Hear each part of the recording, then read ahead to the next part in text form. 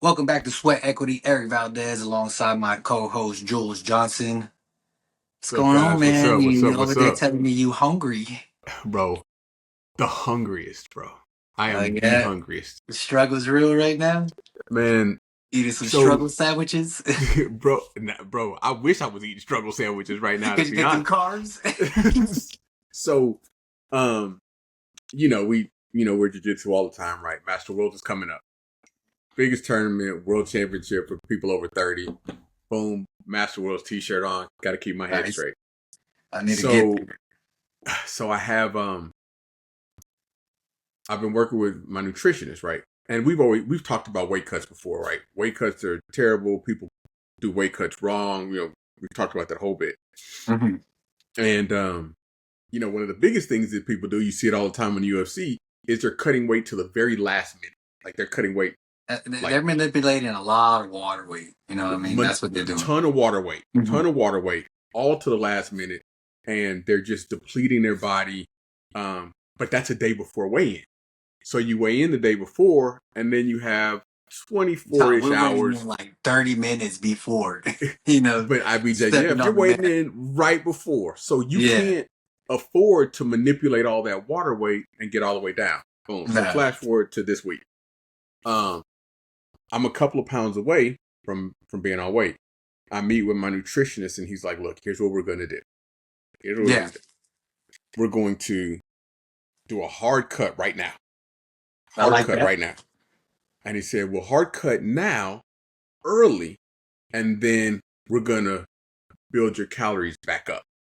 So we're gonna try to build your calories up so that your weight's low, but your caloric intake is high on the day that you have to weigh in and compete." So what does that mean for me?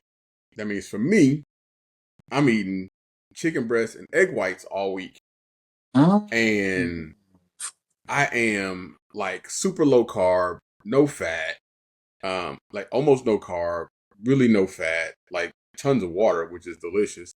Um, but See like that's when you have to have like 2 to 3 different hot sauces on deck. All I right. got I got one.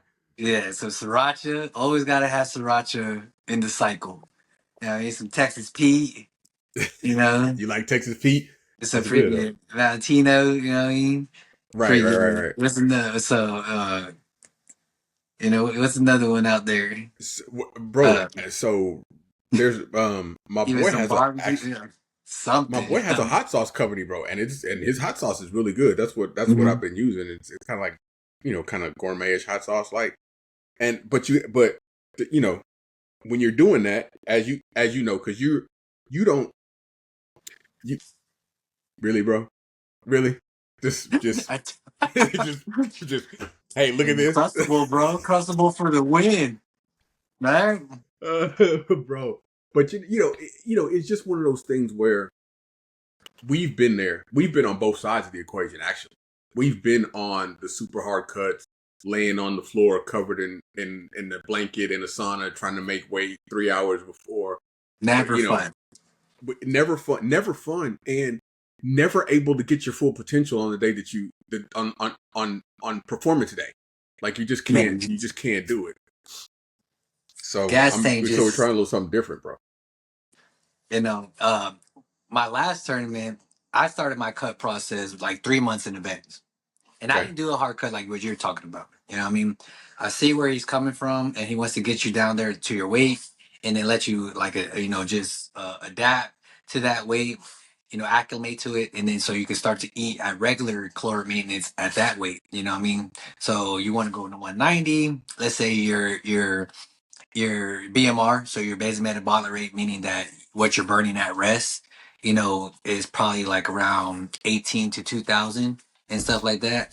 But Right. you're probably throughout the day, of activity and working out, doing jujitsu and stuff like that, you're probably burning an extra, 6 to 800 calories, like that.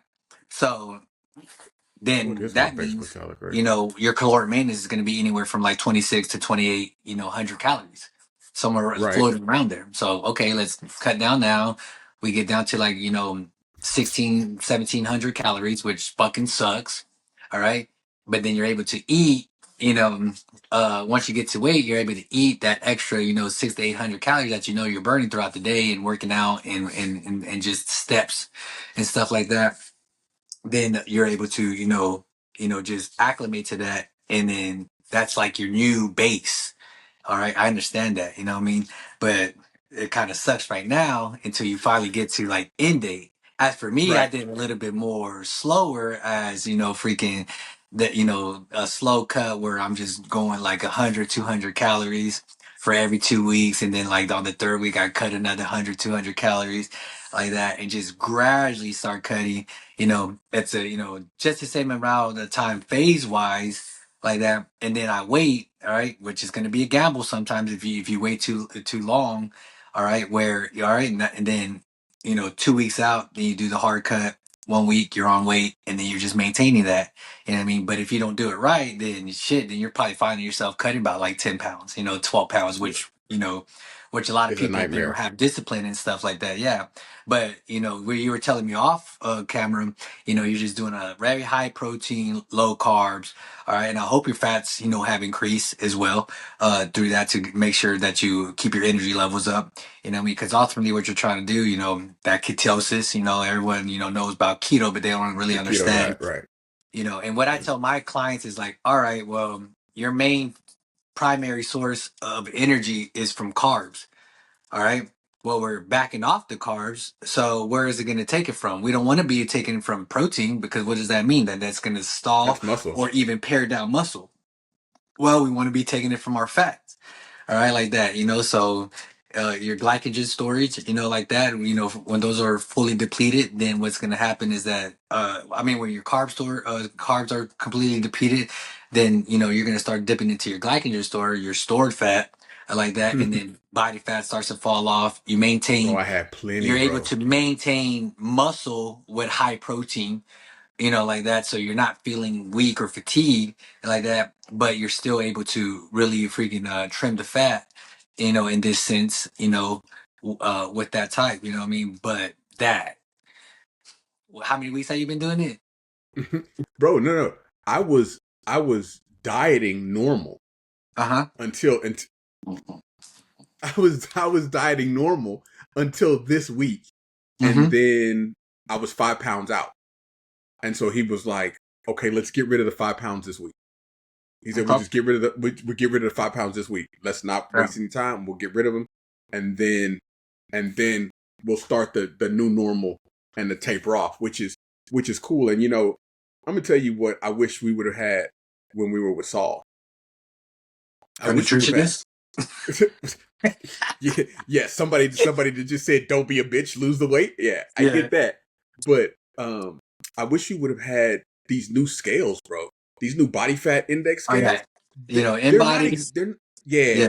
They're not exact, right? Like the Yeah. one, like I have one at home. It's not exact, but like when you're just talking about my BMR, this the scale. I look at it. I stand on the scale. It says my BMR is 1,800 calories, right? Mm-hmm. Ah, it's probably it may be it's probably off 300 or 400 calories, but if you know that it's about 1,800 calories, then if you're eating 1,500 calories, then you're probably eating at or about what you burn during the course of a day, and you can keep everything basically at zero if you just live your life and do everything good, which is a cool thing to know because Yeah. you don't With a have lot to of like those think as tech, hard. with like a lot of that technology, what I mean? Like some of it is very inaccurate.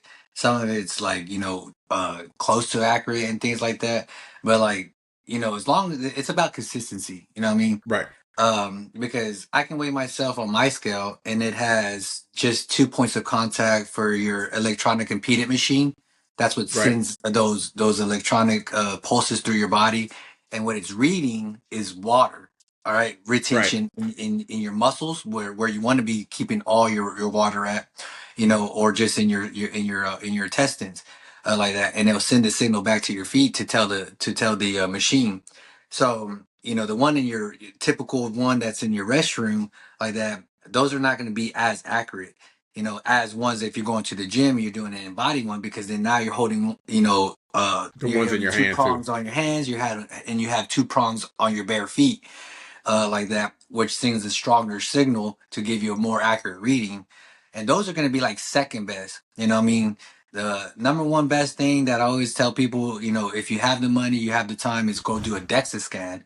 You know what I mean? And it's going to be like a full revolving thing. You're laying on a table or standing, and it's going to tell you Bro, exactly where you're carrying your fat and where your your muscle, where your everything like muscle, that. yeah, those are Hmm. dope, bro. It'll even tell They're you expensive though. freaking, you know, that your right arm is a little bit stronger because you beat off more than your left arm, things like that all the time. You Right, know what I right. mean? So, 100%. you know, maybe you're shooting off your left leg more than your right leg. You know, it tells you But like that's how accurate it will. And all that information to me as a trainer, I'm able to see those things and really fix those imbalances, really make those corrections every 4 to 6 weeks. You know, of how your body is reacting. You know, because maybe you're going on this hard cut and you're starting to lose muscle and you're losing fat.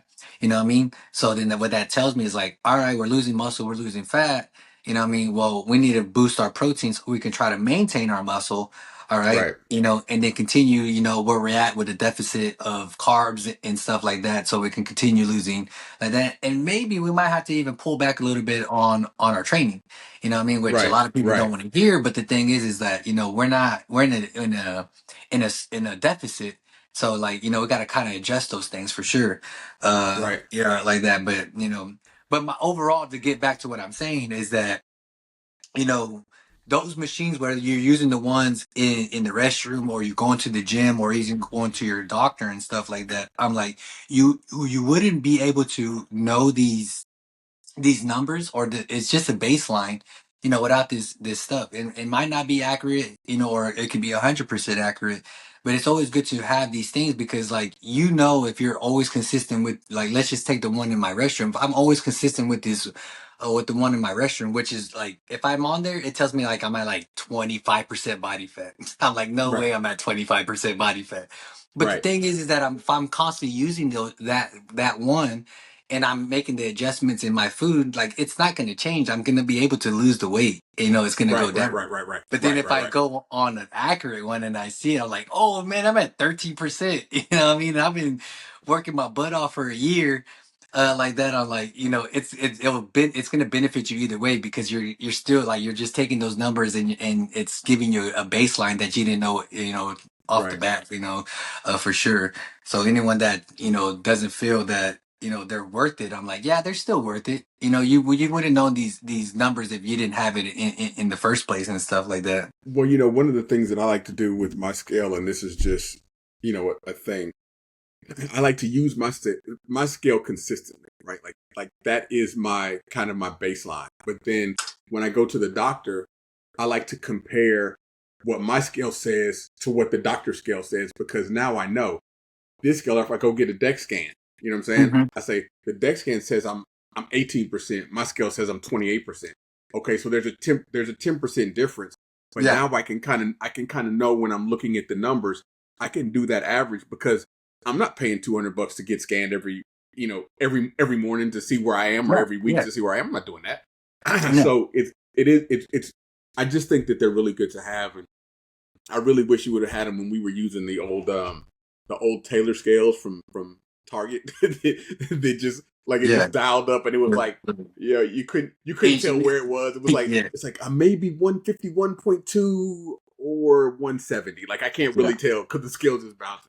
I But like it's I all got good. so many people because we have one of those in my gym, like that in the restroom to check their weight and stuff like that. And they get so mad because they're like, oh, we don't think it's accurate and stuff. Can I step on your scale? I'm like, nah. You want to step on this scale? It costs $10 to step on this scale, and then you Right. get mad. You know what I mean? And they're like $10. I'm like, yes. This machine right here, because there's only one machine. We have a one The in-body embody. machine, you know, Hmm. like that. And like this very machine right here, it brings in about 80 to $100,000 a month. That's why it's $10 because we don't need you just stepping on it whenever you want, and then you mess up the calibration, and then guess what? This machine is out of service. This is why it's $10. So if you really wanted to like know or guesstimate, just go use the freaking little counterbalance one. Like, you know, like, what are you That stepping on? Are you stepping on a bodybuilding show tomorrow or something like that? Like, get out of here. You know what I mean? those are also really good scales. They're really hard Mhm. to use. The Yeah, counterbalance scales, yeah. they're just And I've really said hard to this before. I use. think I've said this before. I'm so anti scale You know what I mean? As a trainer, I hate scales. Throw them out. Right. Throw them out into your trash. Get rid of them. You know what I mean? I'm like, unless you're doing a sport like me and you, Right. where you have to step on a scale because you need to be weighing in at 190. All right, like that. And then on top of that too, like what else are you accounting for? Not your body weight, right? Right.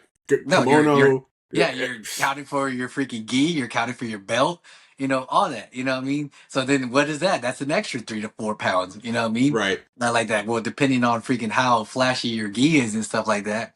But yeah, like if you're not stepping on the scale for a sporting event or a competition or whatever it is like that, I'm like, get rid of it. All right.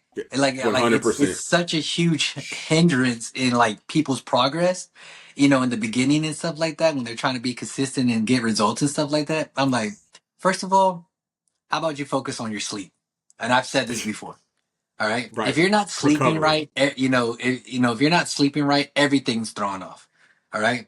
That means that if you're not sleeping right, your cortisol levels are high. If your cortisol levels are, I can almost guarantee you're not eating right. If you're not eating right, you're gaining a lot of weight. That means then you're going to be in more of a depression, mood and stuff like that. So what does that mean? Maybe you start to skip a couple days at the gym. You know what I mean? Because like all that trickles down. Like I will die on this hill about getting sleep right first.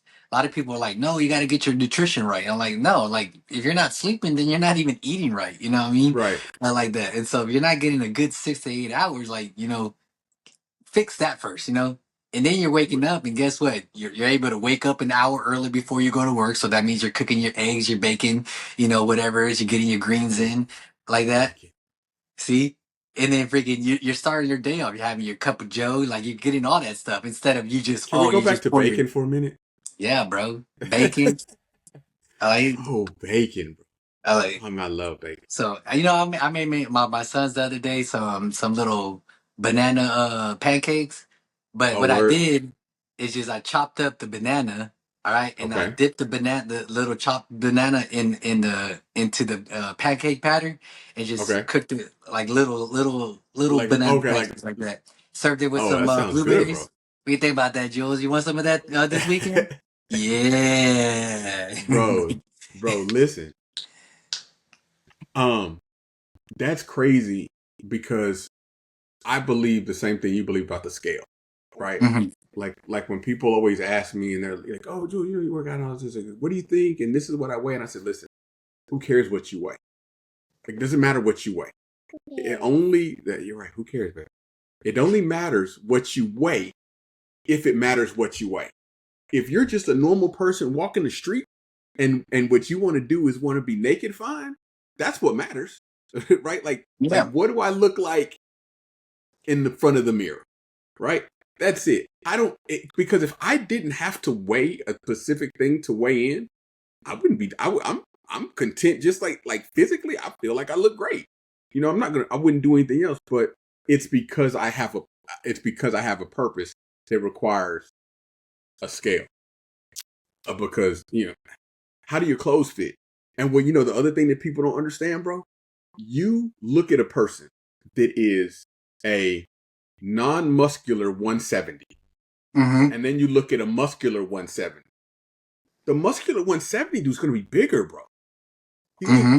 I mean, because muscle density, fat, Yeah. that It's your whole body thing. composition. You know what I mean? What are we Yeah. doing? Yeah, it And doesn't. so But leave the scale There, alone, yeah, unless there's you a need, lot of unless you other need it. metrics. Yeah, there's a lot of other metrics before stepping on the scale that really matter. You know what I mean? And like, unless you're trying to aspire to be, an Olympian or like that, or because you are, competing day in and day out. I mean, weekend in and weekend out like that. Like, it does not matter. You know what I Nah, mean? Focus on your nah. sleep. Focus if you're getting stronger in the gym, because if you're getting stronger in your gym, those that's freaking signs that you are building muscle. I mean, Right. like that, your energy levels, your belief, your libido, all that stuff. Like it's gonna come, like that. Your stress levels are those things down. Like there's a lot of other metrics out there than just weighing yourself. You know, what I mean, I'm Uh, sorry. High school was 20 years ago. Guess what? We not weighing that no more. All right. bro, It's a we little word cannot called eat. inflation. All right, We and that can't works eat in your $20 body worth too, of Taco Bell and still be, bro. muscular. Again, 2-for-1 freaking Jack in the Box tacos, bro. Right? No, no more of that, bro. If I eat that now, bro, it's a wrap.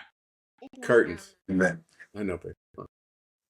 So, A little food for thought before we get to part three of the violence and mastery like that. How do you when you meal prep? How do you prep your meals? Like, when you're cutting your chicken and your vegetables and all like that. How do you prep it? Do you prep it on a wood board or a plastic board? um, so that's a funny question because I don't do a whole lot of cooking, but when I when I do, Hmm. it's gonna be like a wood board, Okay. um, because it, I don't know if it makes any more sense or different, It but when it you makes cut a on 100% when difference, you and I'm gonna tell you why. when you cut on the plastic, you can see that you're cutting into the plastic, and you know I'm happy you say that. I really you're am happy that you say that. you're getting you like you could see that you're now. And a lot of I would people rather don't. have Yeah, wood I than don't think a plastic. lot of people know that. And then like think about that too. I mean, how many times do you go to, Subway or you go to Chipotle? These places that while you're going down the line, like what are they preparing your food on? Is it on a wood freaking board or is it a plastic board? I think it's plastic. Like that, and then they're cutting into your meats and stuff like that. Yeah, think about that. And plastics are forever chemicals. You understand that, right? Right. For Yeah. So they're gonna 100%. stay like, yeah, like there will always be micro traces in your body, in your gut, for the rest of your life. You know what I mean? Like that. And so the reason I say that is because I was reading that study. And I'm happy that we're talking about like weight cutting and like meal prepping and stuff. I know we're talking about it off before we started and things like that, but studies revealed that over 99% of bacteria on wooden cutting boards die within 3 minutes, while bacteria on plastic multiply. Think about that. Wow, bro. So within I, 3 minutes, all right, that kind of makes sense, though. a wooden cutting board is already freaking sanitizing itself, That and makes then sense. freaking bacteria on a plastic. Not alone just you cutting into it, and those microplastics are seeping into your food, when stuff like that, they're actually multiplying. That's The, kind of crazy. All well, right. so when you think about it, though, like a tree lives for a long time. There's always birds, squirrels, all kind of stuff, dogs doing all kind of stuff on the tree.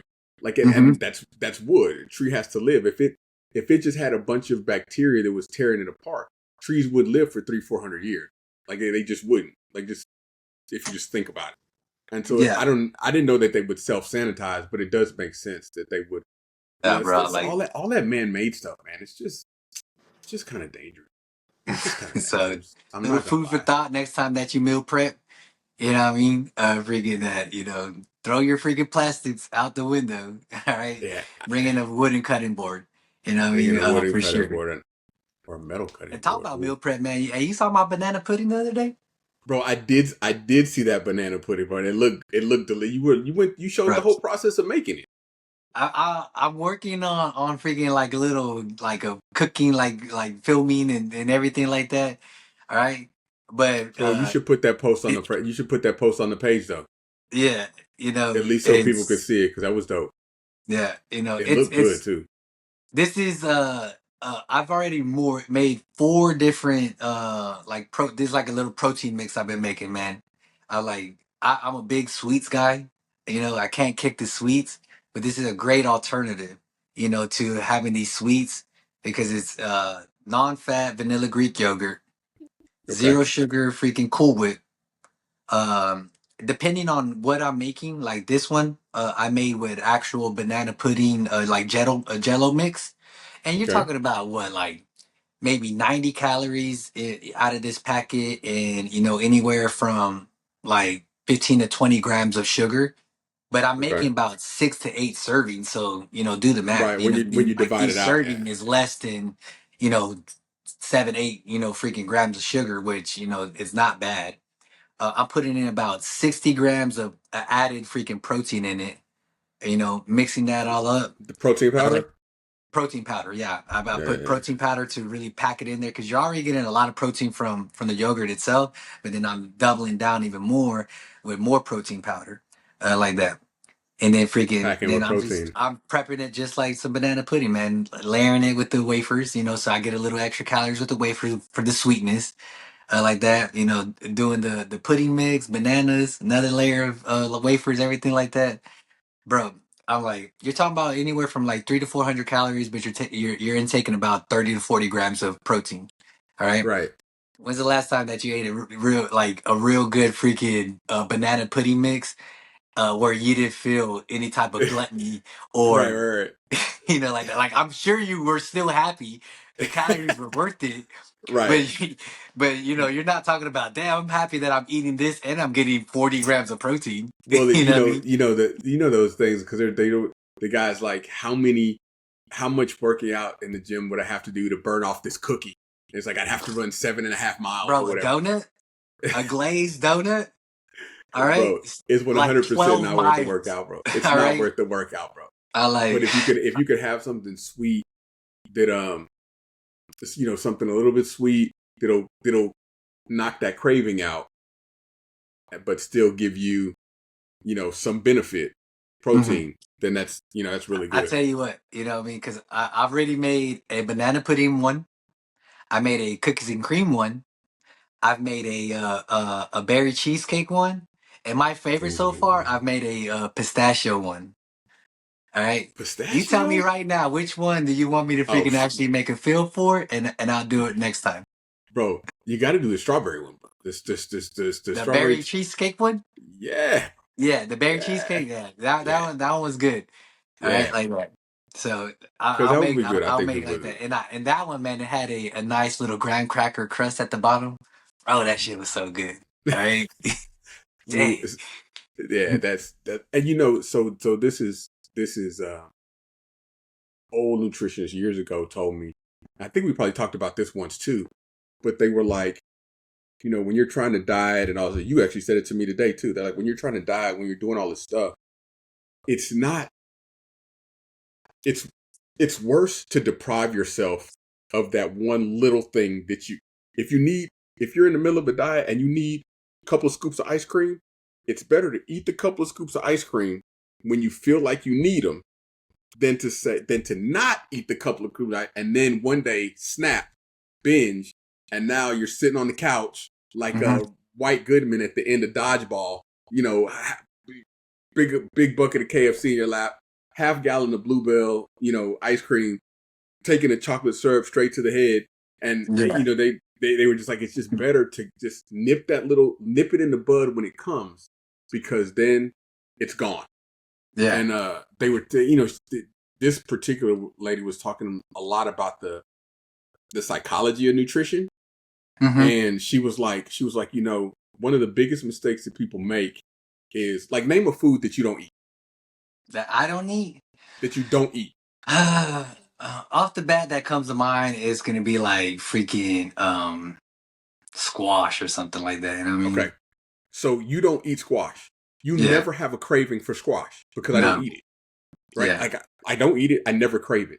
And she Hmm. was like, one of the things that happens is when we do, just like little kids, when you say, no, you can't do that, they want to do it more. So when you Hmm. say, I'm on a diet, I can't eat ice cream right now, you want ice cream more because of the psychology. Yeah, If like you that say, rebellion, freaking treatment if of you, yourself. if you say, Yeah. I'm not eating ice cream right now, you know what I'm saying? Then you're not rebelling against anything. You're just saying that I can eat it, just not right now, right? Hmm. And it changes the way that you're looking at it changes the way your mind is processing the desire for it, I think which the is pretty better way unique. that you like what you're trying to say to like kind of rephrase it is that I'm not eating this stuff right now because I'm doing this in the gym. You know what I mean? These are my goals in the gym. It's not that, hey, I'm working out hard in the gym so I can eat this stuff. You see me? Right, Like you're right, kind of flipping those right. things. All right, like that. So, freaking if you have an aesthetic, type of goal or you have a performance type of goal, yeah, I can't eat this stuff because I'm doing this. You know what I Right. mean? And like that. And then It, afterwards, yeah, it's just discipline of just moderation at the end of the bro, day. That's the biggest word I can say for anybody. It's moderation. Like that. I have found that the absolute best thing that I learned from her was There you go. The best thing that I learned from her was when you get the craving, just nip the craving in the bud. Just nip Hmm. it in the bud because Yeah. that one slice of pizza you want, that 150, 200 calories, greasy, flat, floppy, New York slice, whatever it is, when you do like this and the grease drips down it. But it's better than sitting back and not doing it for, a week, a month, or whatever. And then all of a sudden, you're a whole pie in. and you Yeah. feel like a nightmare because you just killed a And whole then pie. 2 months worth of freaking good eating down the drain in like 2 seconds. Bro, For sure. All but you right. know what else happens when you eat good like that? And I know you because you've been eating really good lately. I've been seeing you. Whenever you eat something bad, Oh, bro, your it feels stomach. bro. Oh You can't. man. I can't deal with it Right. anymore. It's your body will instantly tell you no. All right. Because you were on the toilet for an extra freaking 20, 40 minutes. All right. It's Bro, because your body is just purging that out of its system one because it's hundred not percent used to that. You know what I mean? right. And It's over it. like that. Like it's just crazy to think that there's people out there that think regular like daily diarrhea is a common thing. Like No, no, not no, at all. no. Like that. Oh, it's like I've been like living this for like 30 years. I'm like, yeah, you might want to start thinking about what you're putting in your mouth now. You know what I mean? Yeah, How about we go on an yeah. elimination diet and then like slowly start to add things back in? You know what I Right, mean? So we can really pinpoint what you're not supposed to be eating. Like that. bro. You That's know, crazy. I'll give you a story. That's a crazy story. So go ahead and set up the mastery video I'll tell you, but Okay. I got a trainer that I work with, and she would tell me all the time, or she told me like for the longest time that she would eat apples all the time. All right, and then she told me that she was in college, and freaking one of her roommates was like offered her an apple, and she was describing to her roommate, yeah, she likes it, like it gives me like a tingling, a sensation on my throat, and and things like that. And she was like, what? How long has this been happening? She's like, oh, it always happens. It doesn't happen to you when you eat apples? And she was like, no, never. And then it comes out to be like she's been allergic her whole life to apples. You know what I mean? Like that.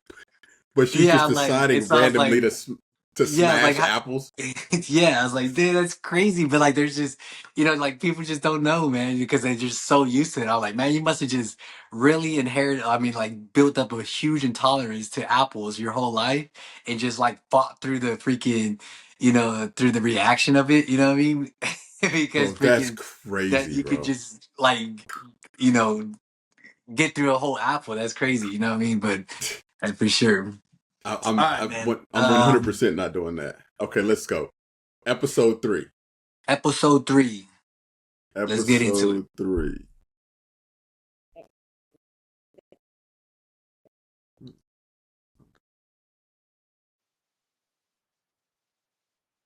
Oh, to hurt someone without losing who you are?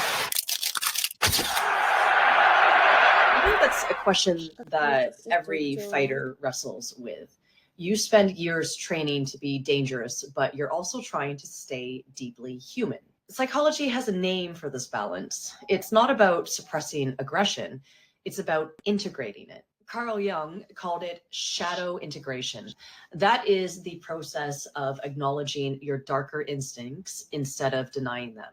And studies in the Journal of Analytical Psychology show that doing this actually makes people more emotionally stable, not more aggressive. For fighters, this shows up as control under pressure. We've talked about him before, but Mihaly Csikszentmihalyi's work on flow state explains why experienced fighters look so calm. It's because they've learned to channel aggression, not be consumed by it. And that's what separates mastery from chaos. You're not fighting because you want to hurt someone.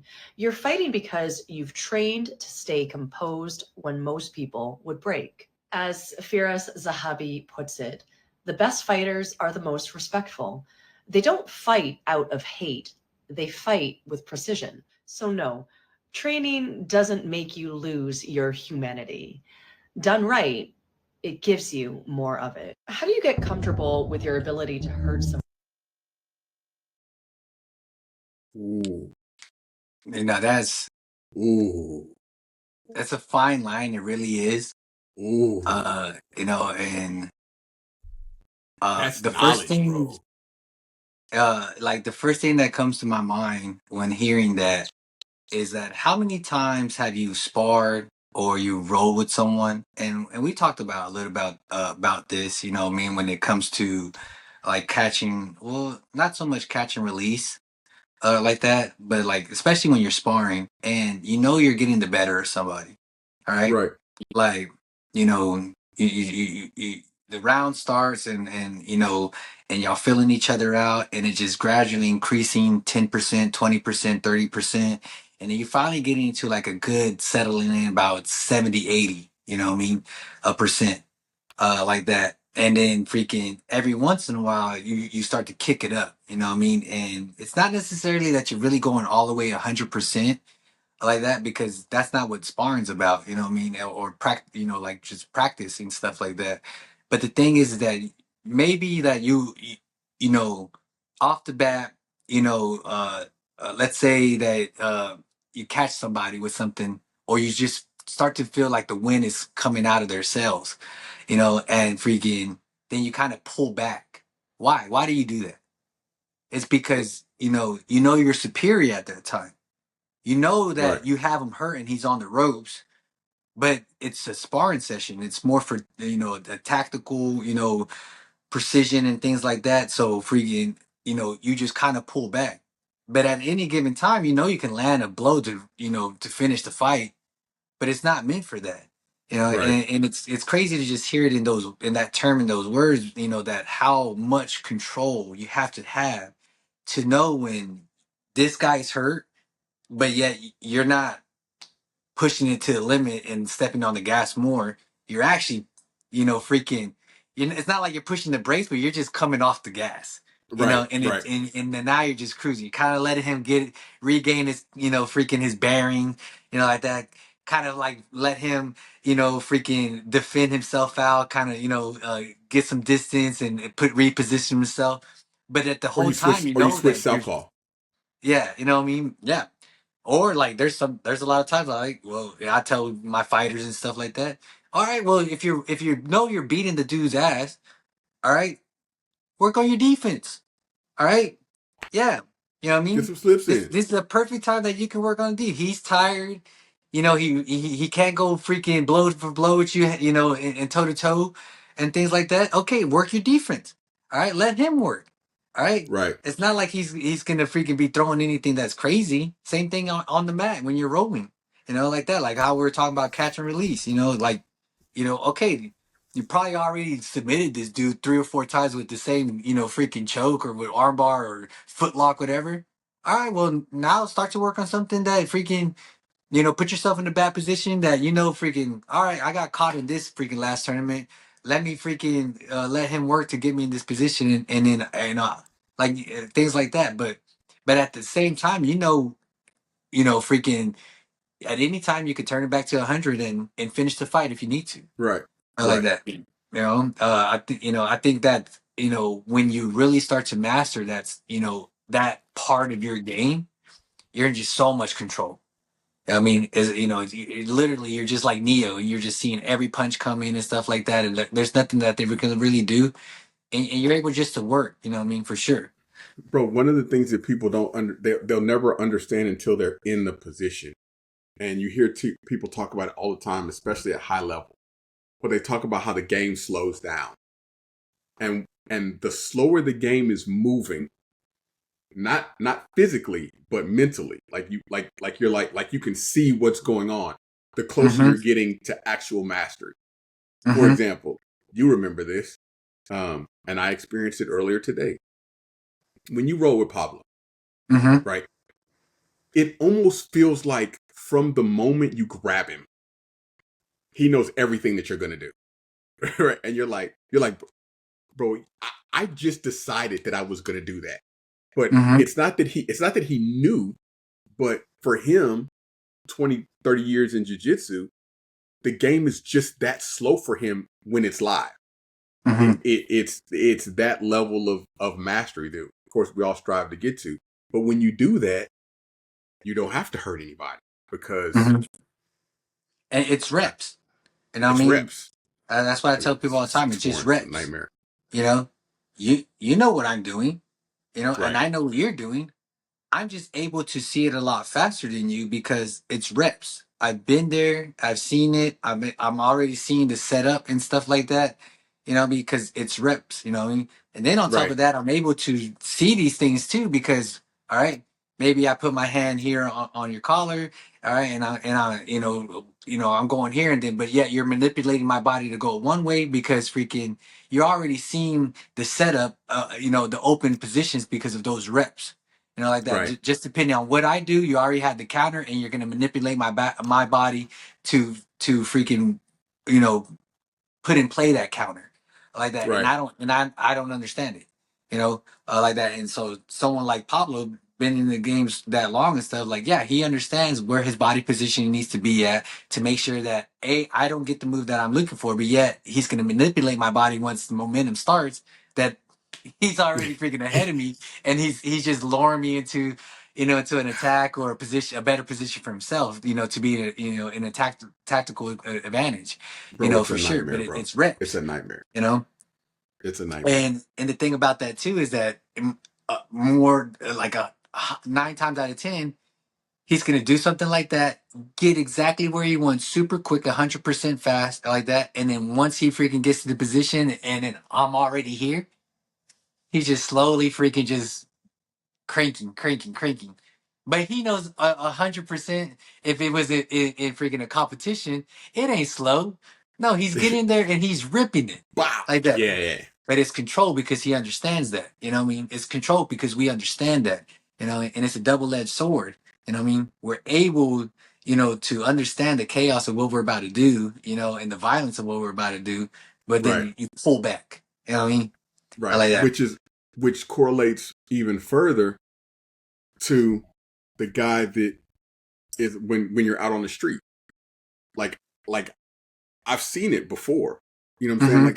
Like you're mad, you're yelling at me in the parking lot of, a Target or whatever, and you're ripping your shirt off, and I'm like, bro, this is extra unimpressive, right? Mm-hmm. Because you're doing all that, you're creating a bunch of chaos because you don't see because you can't be calm. You know what I'm Mm-hmm. saying? And when you can't be calm, what do? You make mistakes. You're Yeah. emotional, you make mistakes because this is not an emotional thing for me. This is a state that I'm in. You know what I'm Yeah, saying? you're not letting And emotions tie you up and stuff like that, and in that calmness that you're talking about right now, I like that you're going down this route. You know what I mean? Because when you're doing those things, all right. What I'm trying to say, I just lost my train of thought right now. Um, fuck. Repeat what you were saying again.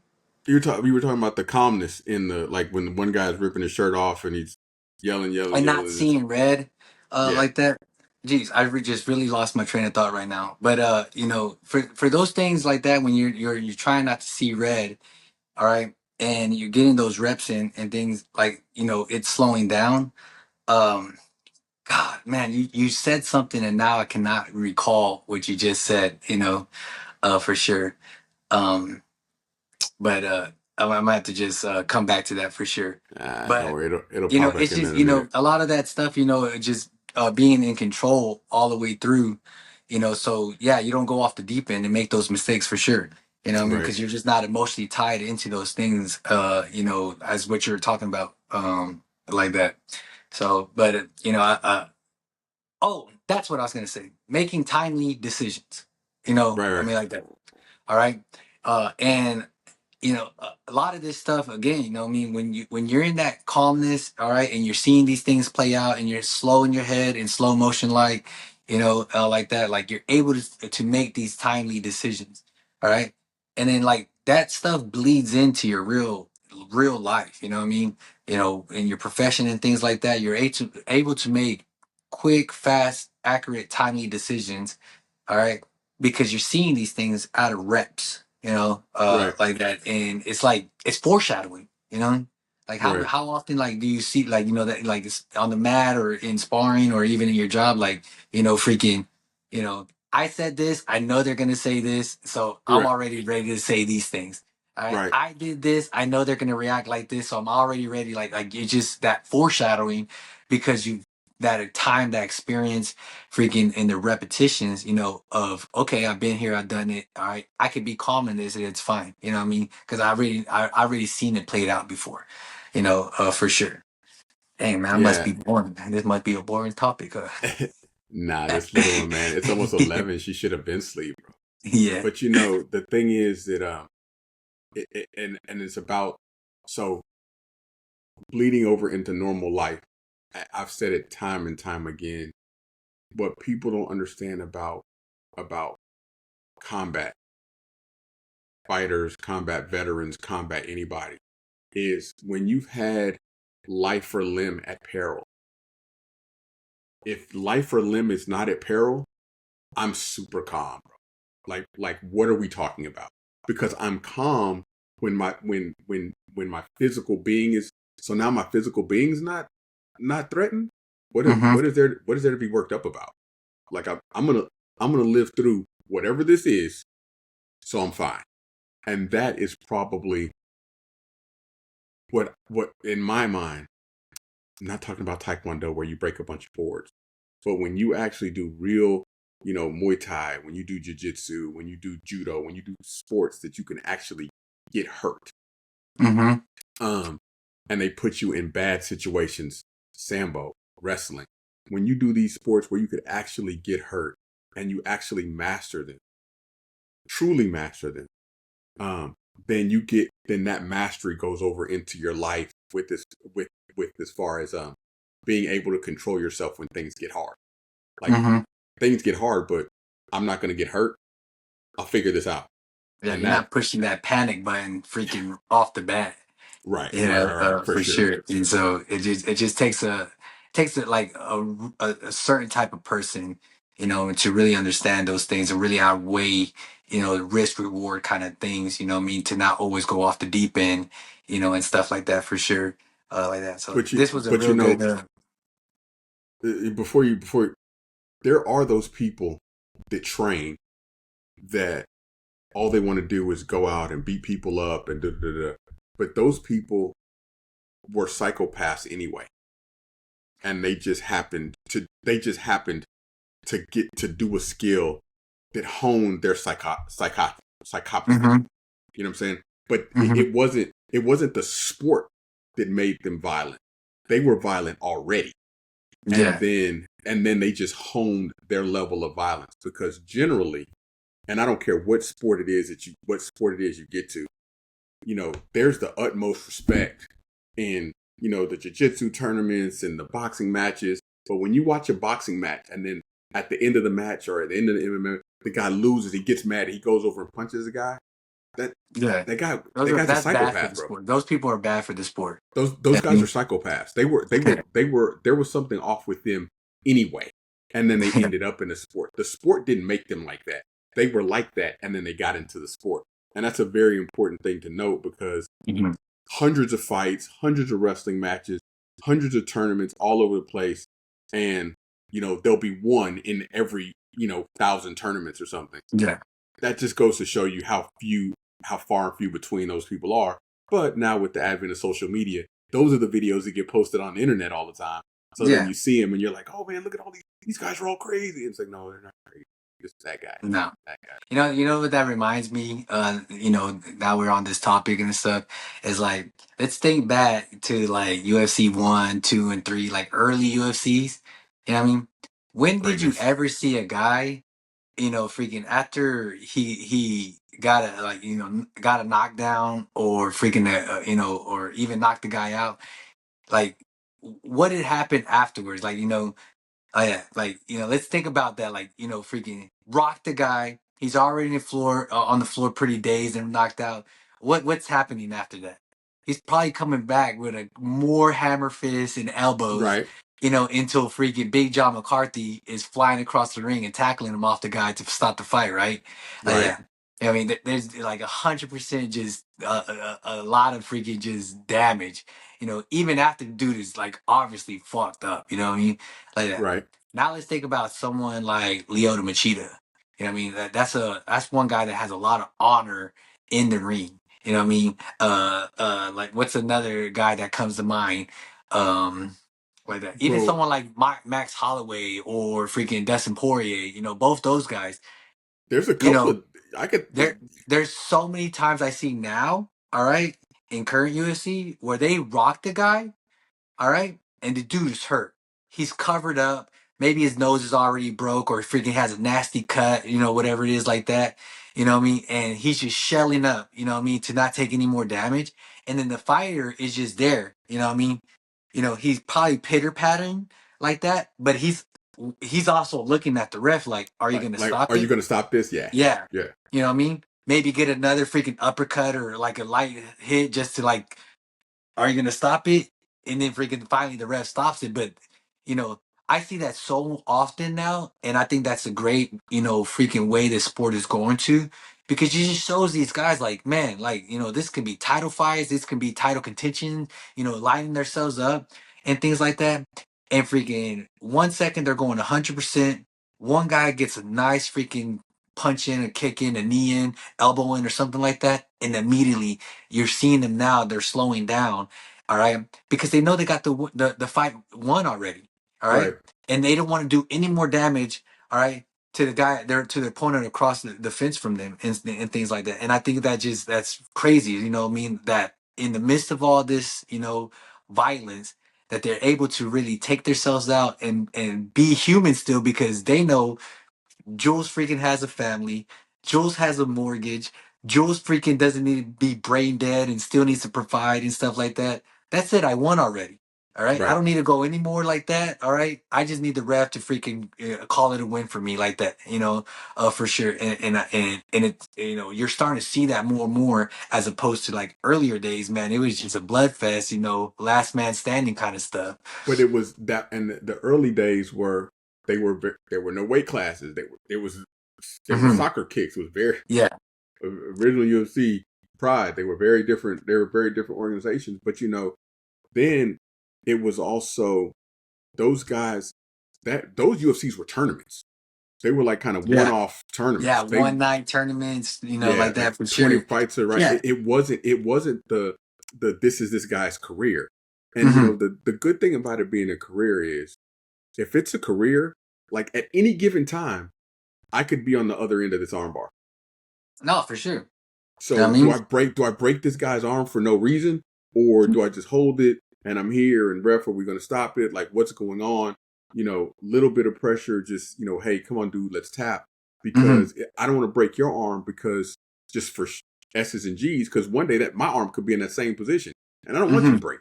You know what I'm saying? yeah. Yeah, so And it is it takes it is someone good. that's been there a while. You know what I mean? Talk about something like that. Like my last tournament, I got caught in an knee bar. You know what I mean? And freaking, ended up tapping out. And then, like, literally, as soon as I tapped out, the dude got his hands raised. I'm already congratulating him. Hey, man, good setup. You know what I mean? Right, I like that. I'm not pissed. I'm like, that's on me. Freaking, but hey, thanks again for not ripping it. you right, know, right. I'm, like that. So, but it's just one of those things, you just live to fight another day and freaking and continue your career, the passion, it's just the passion for the sport and things like that. And I'm starting to see that more and more, especially at the higher level of professionalism and things like that for sure. Every Yeah, once in a while, yeah, you get those dickheads, what I mean, that crank on things. But a lot of people, they in the industry and stuff like that, they tend to call them out, and then freaking there's a huge target on their heads. You know what I mean? right, For right. sure, you don't want to be that guy ever. Because once you brand yourself as that guy, now people are like, I have to do this to him because he's gonna do it to me. Yeah, And yeah, eh, self that's not preservation for sure. yeah, that's not Honestly. that's just it's bad for everything. And really, to be honest, if I can avoid the guy, I'm just gonna avoid him altogether. Like Hmm. if I can avoid it, because it's like I just don't want to deal with it because I, I don't want to break anybody's arm, bro. No, Like it's not worth it. It really yeah, isn't. I just don't want to do that to anybody. I Hmm. mean, uh, you know, I don't. And you say, I will if I have to, but I mean, I don't really have to, because No. and I know you've seen this. I'll try to find one um to maybe show on our next podcast.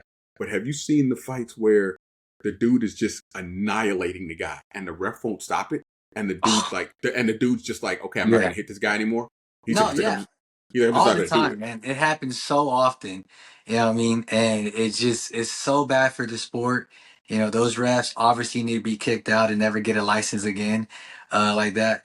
But, I'm like, good on those fighters to Yeah, know yeah, better. yeah. You know what I The mean? amount of honor it takes Mm-hmm. to take a loss in a Mm-hmm. match that you're clearly winning, Mm-hmm. because you don't want to hurt, like, this person does not deserve this level of abuse at all. Like, No, that no. that's mastery, bro. Yeah. That's And mastery of violence. it's just going back to what she was saying is like, the more you're in it, the more it is to be a human and have that Right. much compassion to people, because I'm like, it could be happening to you, all right, at any second, vice versa. Just like what you're saying, you could be on the Right. tail end of it sometimes, all right. Either you could be the hammer or you could be the nail, at For any sure. given time, for sure. All right, guys. All right. If y'all like exactly what we're talking about today, this is part 3. All right. Next podcast, we're going to have part 4 to round out everything like that. Hit that like and that subscribe, for sure, to continue just supporting what we're doing here. I'm Ari Valdez alongside my co host, Jules Johnson, and his daughter, Jules. Hey, she's asleep. Like She's that. asleep, bro. She's So, out. all right. Until next time, guys. We'll see you then. All right.